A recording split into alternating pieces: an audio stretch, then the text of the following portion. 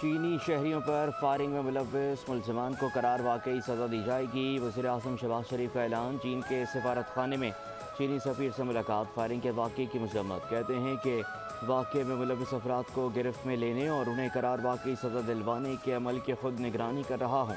پاکستان میں کام کرنے والے چینی شہریوں کی سیکیورٹی حکومت کی اولین ترجیح ہے۔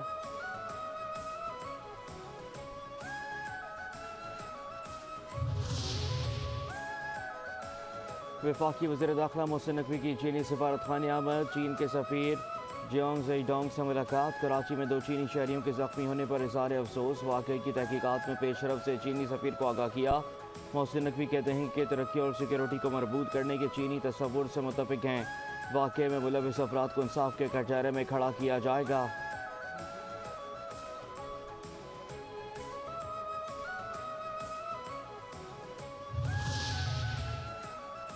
امریکی صدر جو بائیڈن کی نومنتخب صدر ڈونلڈ ٹرمپ کو وائٹ ہاؤس میں ملاقات کی دعوت۔ جو بائیڈن کا اقتدار کی پرامن منتقلی یقینی بنانے کا عزم۔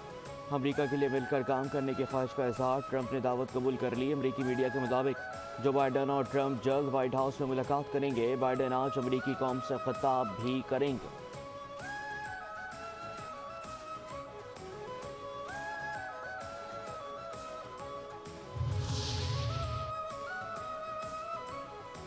آرمی چیف جنرل زید عاصم منیر کا دورہ سعودی عرب۔ رائل پیلس آمد پر آرمی چیف کا پرتپاک استقبال کیا گیا۔ سعودی ولی عہد شہزادہ محمد بن سلمان سے ملاقات۔ باہمی دلچسپی کے امور پر تبادلہ خیال۔ آرمی چیف کے خطے میں امن و امان کے لیے ولی عہد کی کوششوں کی تعریف۔ ملاقات میں عسکری اور دفاعی تعاون، علاقائی اور عالمی مسائل پر بات چیت۔ آرمی چیف کا پاکستان کی حمایت پر سعودی ولی عہد سے اظہار تشکر۔ مقبوضہ جموں کشمیر اسمبلی نے بھارتی آئین کے آرٹیکل 370 کی بحالی کے لیے قرارداد منظور کر لی۔ قرارداد نائب وزیر اعلیٰ اور نیشنل کانفرنس کے رہنما سریندر سنگھ چودھری نے پیش کی۔ بی جے پی ارکان کو چھوڑ کر ارکان اسمبلی کی اکثریت نے قرارداد کی حمایت کی۔ قرارداد کا مقدمہ دفعہ 370 کی ان خصوصی دفعات کو بحال کرانا ہے جن کے تحت جموں کشمیر کو خود مختاری حاصل تھی۔ بھارتی حکومت نے دفعہ 370 کو 5 اگست 2019 کو یک طرفہ طور پر منسوخ کر دیا تھا۔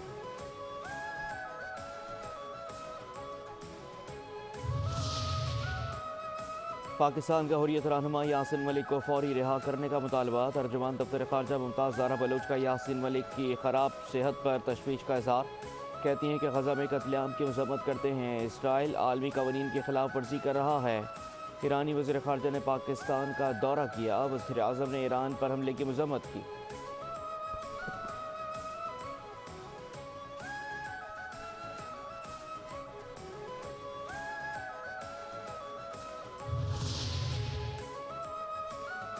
پیپلز پارٹی کے خلاف باضابطہ پروپیگنڈا کیا جا رہا ہے۔ بدقسمتی سے پیپلز پارٹی کے خلاف ایک مائنڈ سیٹ منفی باتیں پھیلاتا ہے۔ سندھ کے سینئر وزیر شرجیل انعام میمن کی پریس کانفرنس۔ کہتے ہیں کہ میڈیا لوگوں تک چیزیں پہنچانے کے لیے ہماری آنکھیں اور کان ہے۔ صحت کے شعبے میں کسی کے پاس سندھ جیسے منصوبے نہیں ہیں۔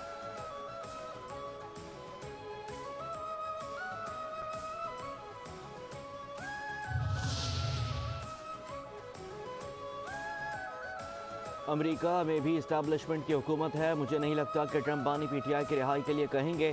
وزیر دفاع خواجہ آصف کہتے ہیں کہ ایک شخص کی خاطر کوئی بھی اپنے تعلقات خراب نہیں کرے گا۔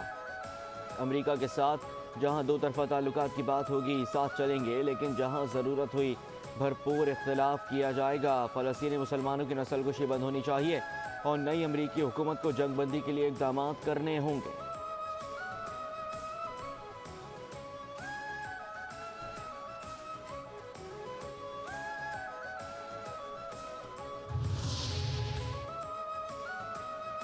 پی ٹی آئی رہنما اسد کیسر نے خواجہ آصف کو ذہنی مریض قرار دے دیا۔ کہتے ہیں کہ ثوابی جلسے کا مقصد پیغام پہنچانا ہے کہ بانی پی ٹی آئی کو رہا کیا جائے، ملک میں قانون کی حکمرانی ہو اور ہمارے چوری شدہ مینڈیٹ کو واپس کیا جائے۔ ایم این اے خواجہ امتیاز کے ڈیرے کو توڑا گیا، ناجائز اور سیاسی بنیادوں پر کیس بنائے گئے۔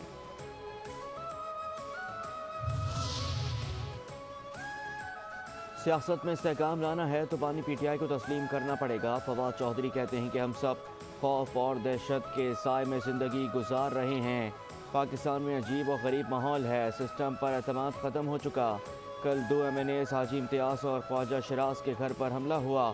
ڈونلڈ ٹرمپ کو بھی جعلی مقدمات میں ملوث کیا گیا، سزائیں سنائی گئیں۔ امریکہ کے عوام کا فیصلہ مانا گیا، پاکستان کے عوام کا نہیں مانا گیا۔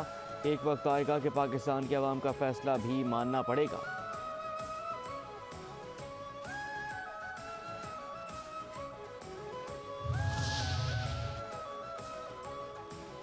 جلد سے جلوس کی آڑ میں فساد گروپ احتجاج ہمارا حق ہے کہ نعرے لگاتا ہے، اپنے صوبے میں اساتذہ کو احتجاج کرنے پر معطل کر دیتا ہے۔ پنجاب کی وزیر اطلاعات اسما بخاری کا کے پی میں احتجاج کرنے والے اساتذہ کو معطل کرنے پر رد عمل، کہتی ہیں کہ وفاق پر چڑھائی کرنے والے پولیس اہلکاروں کو ترقی دی جاتی ہے، اساتذہ کو معطل کرنا شرمناک حرکت اور قابل مذمت ہے۔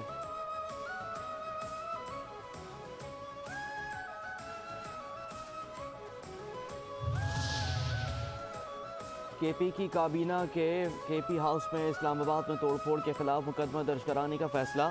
بیرسٹر صاحب کہتے ہیں کہ آئی جی اسلام آباد سمیت پولیس اہلکاروں کے خلاف مقدمہ درج کرایا جائے گا، قانونی کارروائی کے لیے ایڈوکیٹ جنرل اقدامات کریں گے۔ کے پی ہاؤس اسلام آباد میں غیر قانونی حملہ ہوا، ہم معاف نہیں کریں گے۔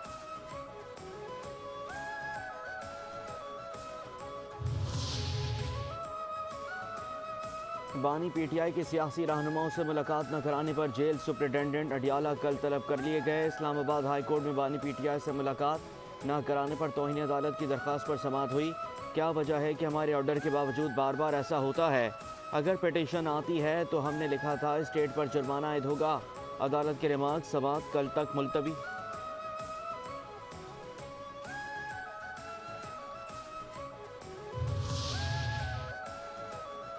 قومی اسمبلی میں اپوزیشن لیڈر عمر ایوب کو 2 دسمبر تک راہداری ضمانت مل گئی۔ پشاور ہائی کورٹ کے جسٹس اعجاز انور نے عمر ایوب کی راہداری ضمانتوں کی درخواست پر سماعت کی۔ درخواست گزار کو متعلقہ عدالتوں میں پیش ہونے کی ہدایت۔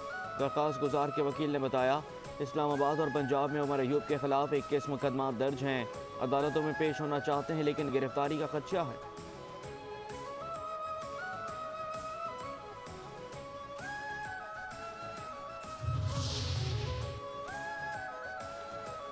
آصف زرداری، نواز شریف اور یوسف رضا گیلانی کے خلاف توشہ خانہ گاڑیوں کا ریفرنس منتقل کرنے کی استدعا۔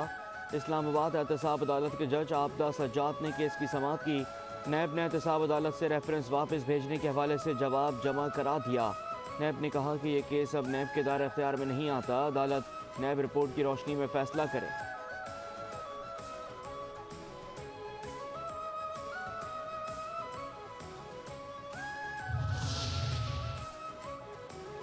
سندھ ہائی کورٹ میں آئینی بینچ کی عدم موجودگی کے باعث مقدمات التوا کا شکار ہونے لگے۔ وکلا سرکاری اداروں کے خلاف مقدمات آئینی بینچ کو منتقل کرنے کا تقاضا کرنے لگے۔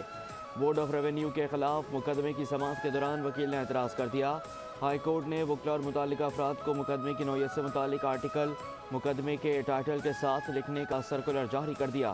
سماعت غیر معینہ مدت کے لیے ملتوی کر دی گئی۔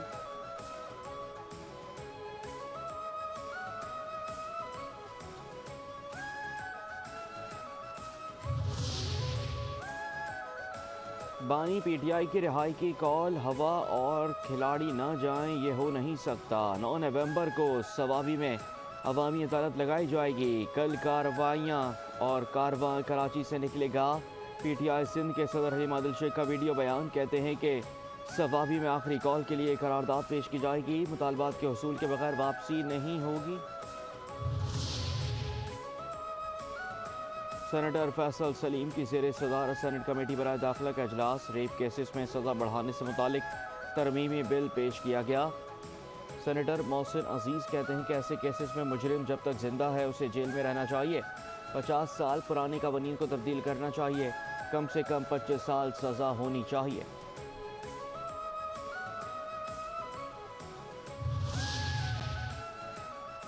وزیر اعلیٰ سندھ سید مراد علی شاہ سے آسٹریلیا کے ہائی کمشنر کی ملاقات۔ 2 طرفہ تعلقات اور باہمی دلچسپی کے امور پر بات چیت۔ آثار قدیمہ، ماحولیات، دریائی نظام اور انڈس ڈیلٹا پر تفصیلی گفتگو۔ وزیر اعلیٰ نے کہا کہ دریائے سندھ کا زیریں علاقہ ہونے کی وجہ سے پانی کی کمی کا سامنا ہے۔ سمندر میں جتنا پانی جانا چاہیے اتنا ہمارے پاس دستیاب نہیں ہے۔ ہاکی کی ترقی کے لیے سرمایہ کاری کے باوجود مثبت نتائج حاصل نہیں ہوئے۔ سولرائزیشن پروگرام کے تحت 20 ملین سولر سسٹم دے رہے ہیں۔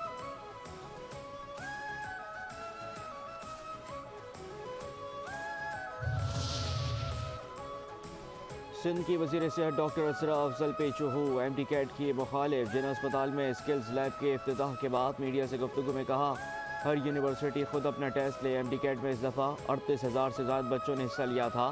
اتنی بڑی تعداد میں ٹیسٹ میں شفافیت کو برقرار رکھنا مشکل ہوتا ہے۔